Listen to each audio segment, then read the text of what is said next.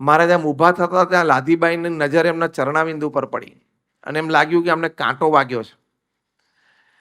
એટલે લાધીબાઈ કીધું મહારાજ કાંટો વાગ્યો લાગે છે, લાવો જોવું. અને જોયું તો મહારાજને કાંટો વાગેલો હતો, પછી બાજુમાં બીજો કાંટો વાગેલો હતો. એમ કરીને લાધીબાઈ ગણ્યા કે સ્વામી મહારાજ આ તો ઘણા બધા કાંટા વાગ્યા છે. એમ કરીને ઘરમાં અંદરથી કોઈ તીક્ષ્ણ એવું અસ્ત્ર લઈ આવ્યા અને લાધીબાઈએ કહ્યું કે મહારાજ લાવો તમારા કાંટા કાઢી આપું. એમ કહીને મહારાજે કીધું સારું, 18 કાંટા એમના ચરણાવિંદમાંથી કાઢ્યા. લાધીબાઈ કહ્યું મહારાજ આ કાંટા તમને વાગે છે, તમે કોઈને કહેતા નથી, ખબર નથી પડતી કે આ કાંટા તમને આટલા બધા વાગ્યા છે? તમને આમ દુખતું નથી, લોહી નથી નીકળતું?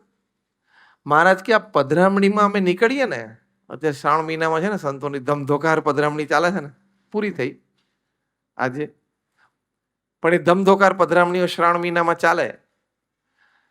તો કે મહારાજ કે આ બધી પધરામણીઓ એટલી બધી ધમધોકાર ચાલે છે ને, એમાં વચ્ચે આવું કંઈક વાગે ને તો ખબર તો પડે પણ કાંટો કાઢવાનો સમય રહેતો નથી. હવે આવું બ્રહ્માંડમાં વાક્ય તમે કોઈ દિવસ સાંભળ્યું છે કોઈના મોઢે કે કાંટો વાગે ને પછી કાંટો કાઢવાનો ટાઈમ નથી મારી પાસે? બોલો, આમ ઘણા બધા ટાઈમ ના હોય એવા આપણા બધા ઇસ્યુ હોય છે. કાંટો વાગે, મહારાજના શબ્દો, મહારાજ કે કાંટો વાગે પણ આમ સમય નથી રહેતો, એક પછી બીજી પધરામણી, બીજી પછી ત્રીજી પધરામણી.